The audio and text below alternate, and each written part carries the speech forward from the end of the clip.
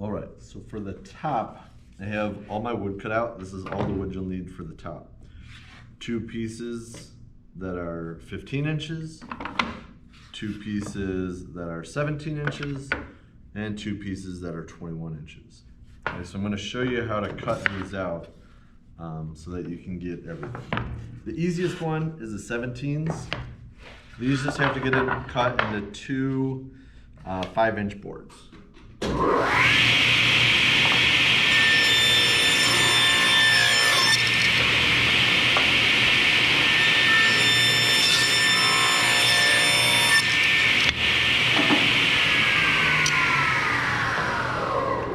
Now for each of these pieces, we're going to, for the 15s and the 21s, you're gonna get a 2-inch piece and a 3-inch piece out of it. So I'm gonna set it up for 3 inches. Now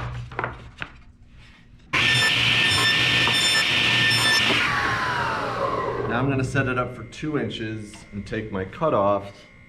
I'm gonna cut these 4. These are my cutoffs from the 3-inch. The 3-inch pieces were right here. I'm gonna cut these down to 2. Make sure that's set up for 2. So I have my pieces cut out for my top. These are all my top pieces. And I'm gonna start by making the middle with my 5-inch pieces. Okay, so you're gonna line them up. If you have a preference on which way they go, you can pick a preference. And then you're gonna make 2 lines. Now really, to be honest, it doesn't matter where these 2 lines are. And what we're gonna do is we're gonna do dowel joints. In all reality, a glue joint would be just fine, but I want you guys to learn how to do dowel joints, and this is gonna be a quick and simple way to learn. So these 2 little dowels are gonna sit in here. You could use whatever kind of dowel rods you want. These are kind of special grooved dowel rods so that the glue adheres better, and they're really firm. So these are 2 inches long. So what I want to do is I want to drill a 1-inch hole each way in my piece. So I made these lines. I have what we call a dowel jig. These are 3/8 in diameter. So I have a 3/8 drill bit. And I also have the 3/8 mark on here. So I'm gonna put my dowel jig on my piece of wood, and I'm gonna drill 4 holes. So there's a line on the dowel jig.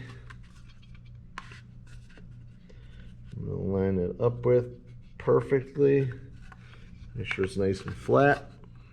Okay, so that line on the brown there. And I want to go in 1 inch. So I'm going to drop my drill bit in. I'm going to measure up. I'm actually going to go a little over 1 inch because I'd rather my hole be a little too big than not big enough. So I'm 1 inch up. Take that back out, and you'll see why it looks like way more than 1 inch because it has to come down.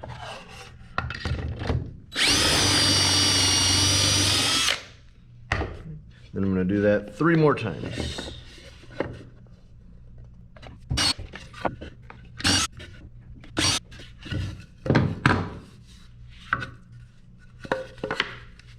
Okay, so I have my holes.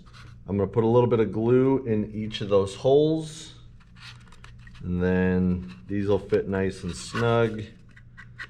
They'll fit in together, and then I'll hammer them down. Okay, or I'll clamp them in the clamps. Okay, so I have my dowels in here. I glued this piece up, I let it dry, and you can see I give you, now this piece is 17 inches, okay, from top to bottom, and it's not perfect.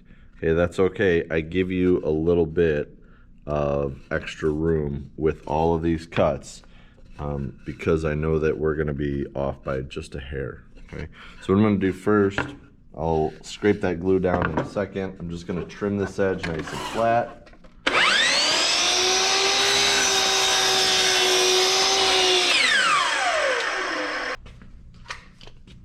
I'm gonna measure this 16.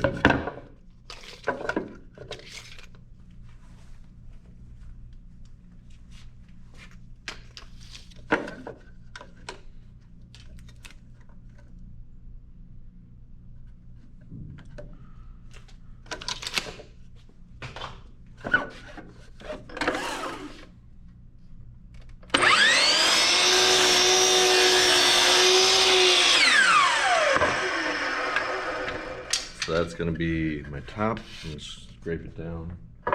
We'll surface plane it later. The next thing I'm going to do with all of my pieces, now I have my 3-inch pieces, I have my 4 2-inch pieces. I'm going to put a 45 degree on every single one.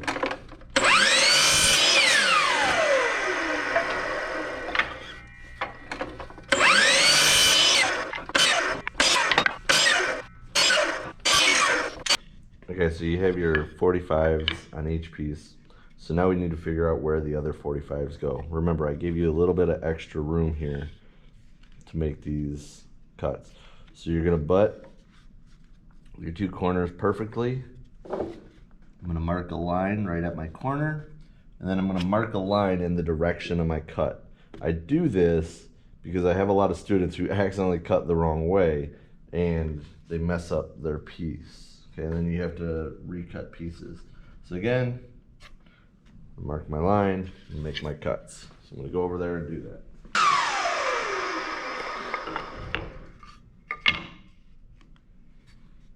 Okay.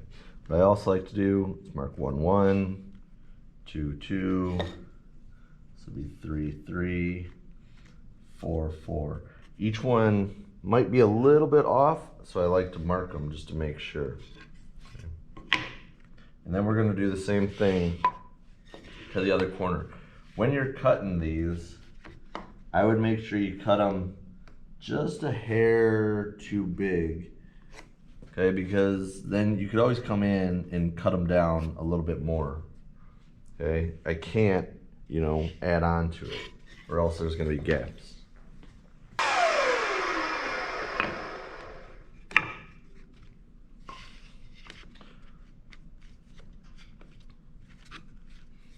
So now I'm going to come in, kind of push them all together, see how they fit.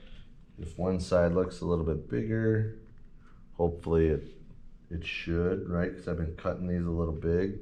So it does look a little big. I'm just going to trim down so these 2 sides look just a hair big. I'm going to trim them down just a little bit. You can also check, now they should be even, so you can see mine are both even. So they're a little bit big. You could also check them this way too. Okay, corner to corner, they should be even.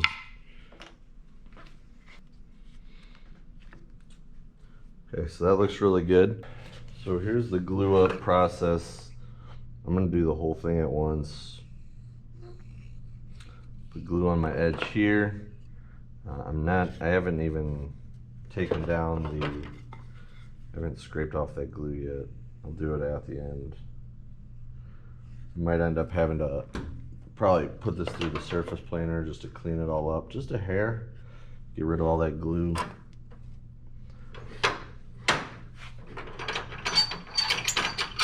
Put it nice and firm. So right now, just snug. I want to be able to manipulate these pieces still. Move them around, get them right in position. Make sure they're flush with the top and bottom. Okay, now this is the tricky part. Sometimes you need a friend for this. I'm gonna try to do it without a friend.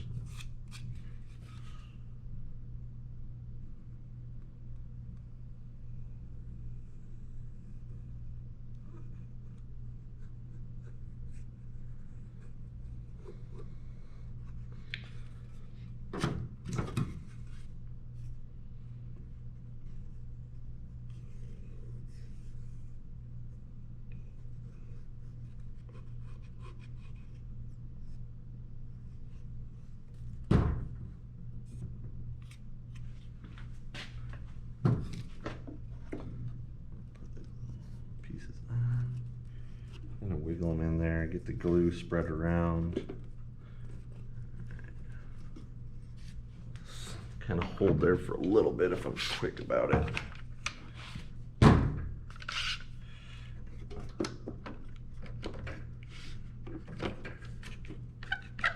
Again, I'm just going to put it on there light just to kind of hold it in place. I want to be able to manipulate them and get them right where I want them.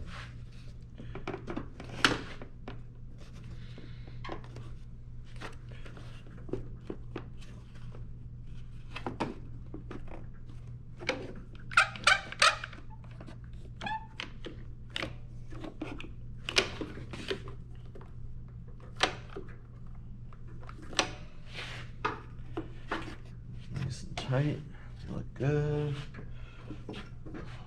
So my glue has dried on my pieces and it looked pretty good. I did have some unevenness, so I put it through the surface planer, okay, on both sides. You can see the planer marks. I'll eventually sand those out. What you want to do when you're putting this through the surface planer, do not just put it straight through this way, because when the blades of the surface planer hit this end, it's going to chip all that out. So make sure you're putting it on a little bit of an angle, okay, so that you get these nice clean edges. You don't want your project to hit and break out that whole border.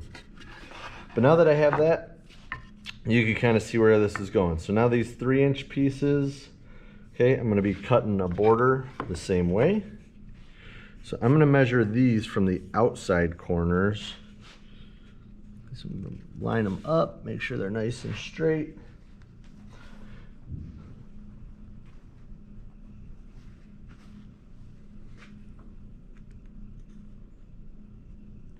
Again, I'm going to mark it, and I'm going to mark which way I'm going to cut those lines. Now, obviously, I can't really cut them the wrong way because I'm cutting them inside now. And I'm going to do this side.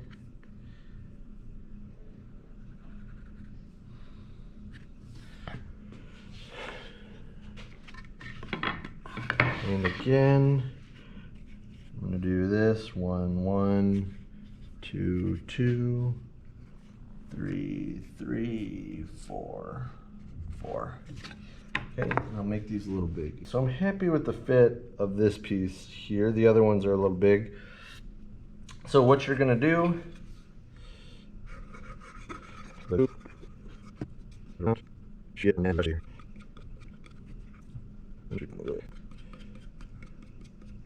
I got the whole thing coated. I'll lay it in. And you could do this one of 2 ways. Okay, you can clamp these down.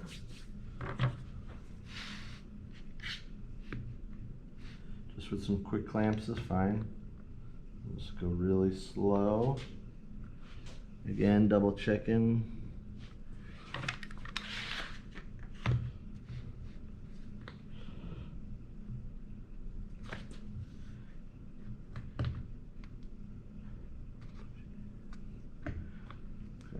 Clamp those down, and then you can leave it. You can do 2 clamps here, you know, 1, 2, 2 clamps here. Okay. You can also nail these in. So once I have the clamps in, I can shoot some nails. If you do this step, so you don't have to use nails. This is an optional step, but the efficient part about this is you can put 3 nails in here, and then you can take the clamps off. Okay. If you use the nails, you cannot put this through the surface planer anymore though. Okay? If you just clamp it up and leave it to dry, you can put it through the surface planer if you need to. I don't think I'm going to need to do the surface planer, so I'm going to do this step. So I'm going to go 1, 2, 3. Again, these nails are 1.5 inches or 1.25 inches, so they do not pop out the other side. Okay? I'm going to take these clamps off. I'm gonna finish this up.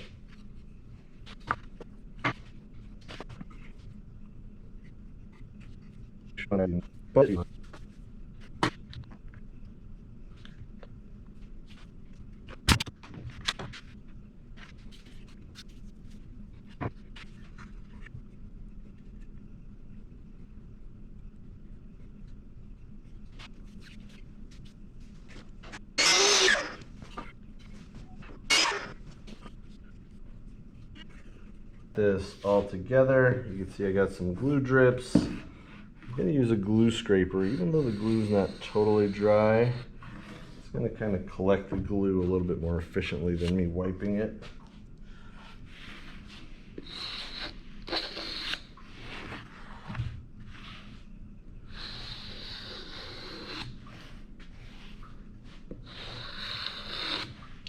And then after I do that, I'm gonna wipe it with a wet rag just to get off any of the excess. And then I'll probably have to sand still a lot of that excess glue off where it dripped out. But hopefully it's not too much. The sooner you can kind of take care of that glue, the easier your sanding job is gonna be. The final step of the top is installing it onto the cabinet. So everything is nice and smooth. Okay, there's some edges I gotta sand out. I could do that when this top is installed. So you're gonna pick which side you like. It doesn't really matter. I mean, I like this side, so I'm gonna make that my front. I'm gonna turn it upside down, and I'm gonna flip my whole cabinet upside down on it, okay, and get it close. Okay, now what I want is I want a 1/2 inch gap in the back, and I want it centered on my top here. So I'm gonna get it close. I'm gonna lean it back, just a little bit of glue. You don't have to go crazy with this. We're gonna put screws in here, so that's gonna really give it the holding power.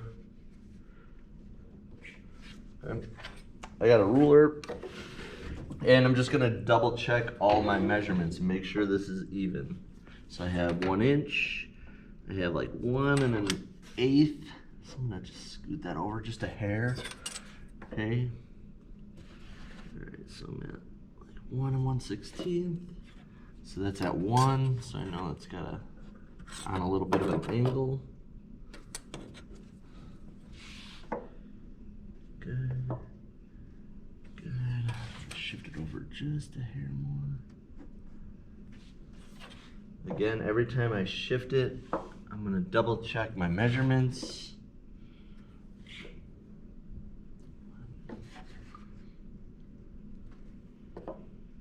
Okay, and then the back should be a 1/2 inch, so I'm a little, just gonna slide this back.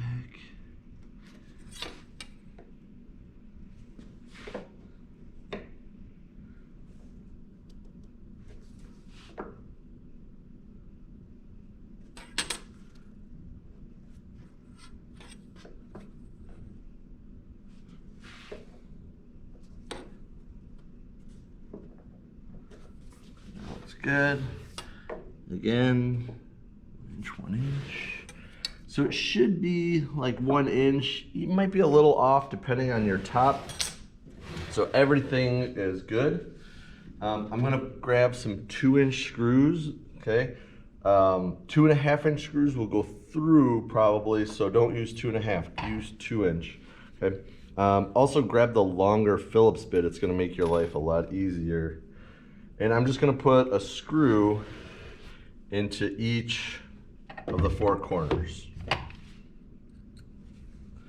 You can put it on a little bit of an angle, it's not gonna hurt anything.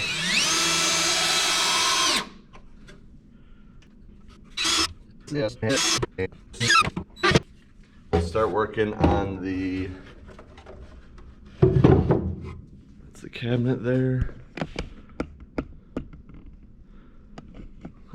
And then we'll start working on the drawer and the door next.